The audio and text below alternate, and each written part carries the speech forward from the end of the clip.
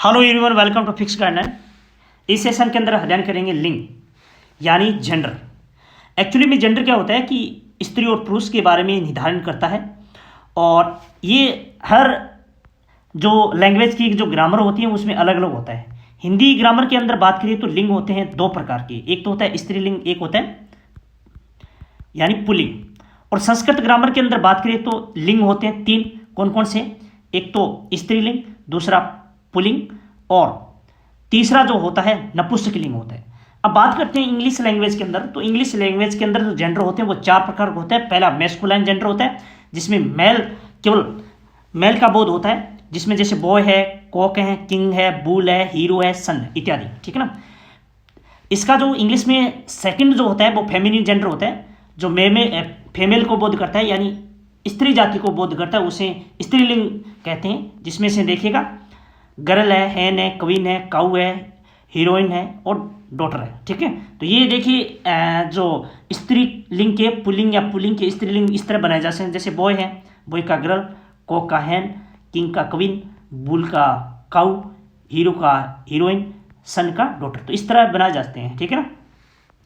तीसरा होता है कॉमन जेंडर। कॉमन जेंडर का अर्थ होता है उभयलिंग इंग्लिश के अंदर, यानी स्त्री और पुरुष दोनों जातियों का एक साथ बोध हो। जैसे स्टूडेंट, स्टूडेंट आप लड़कियों को भी बोल सकते हो और लड़की को भी कह सकते हो। जैसे बेबी, लड़की को कह सकते हो, लड़की को भी कह सकते हो। जैसे डॉक्टर, यानी पुरुष को भी कह सकते हो और स्त्री को भी कह सकते हो। जैसे पेरेंट्स, पेरेंट्स दोनों बोले जाते हैं, माता पिता को कहा जाता है। यानी फ्रेंड, अपन फ्रेंड, मित्र होते हैं, स्त्री को भी कहा जा सकता है और पुरुष को भी कहा जा सकता है।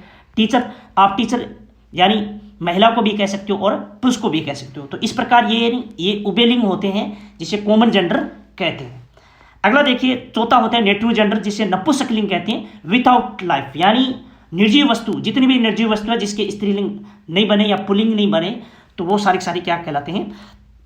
अपन नपुंसकलिंग कहते हैं। यानी स्त्रीलिंग और पुल्लिंग एक दूसरे के विपरीत ना बने। जैसे फैन हो गया, बैग हो गया, चेयर हो गया, बुक हो गया, बूल हो गया, वाटर हो गया, ठीक है ना। तो आप कह सकते हैं कि ये मैस्कुलाइन, फेमिनिन और कॉमन जेंडर के अलावा जितने जो सेंस बचे जो जेंडर्स होते हैं वो टोटल नेटिव जेंडर कहलाते हैं, नपुंसक कहलाते हैं। अब अपन बात करते हैं इंपॉर्टेंट जेंडर के बारे में।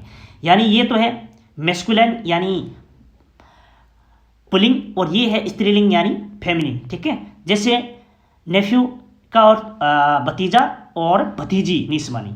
जैसे विजार्ड मतलब जादूगर और जादूगरनी यानी विच होती है। जैसे फॉक्स मतलब, और फॉक्स का जो लोमड़ी और जो नर लोमड़ी होती है और मादा जो लोमड़ी होती है, इसके वैक्सीन कहा जाता है, वेजिन कहा जाता है। तो ये भी आप इसके याद कर लेना। जैसे मॉन्क तो साधु होता है और नन मतलब साध्वी होती है। जैसे रम, तो रम का अर्थ होता है यहाँ नर भेड़, और ये यूई, यूई मतलब मादा भेड़। जैसे हॉर्स, ये घोड़ा, मेर मतलब घोड़ी। जैसे डॉग मानी कुत्ता, बिच मानी कुतिया। और ये मोस्ट इंपॉर्टेंट जेंडर है इनके। जैसे ही गोट बकरा, सी गोट बकरी।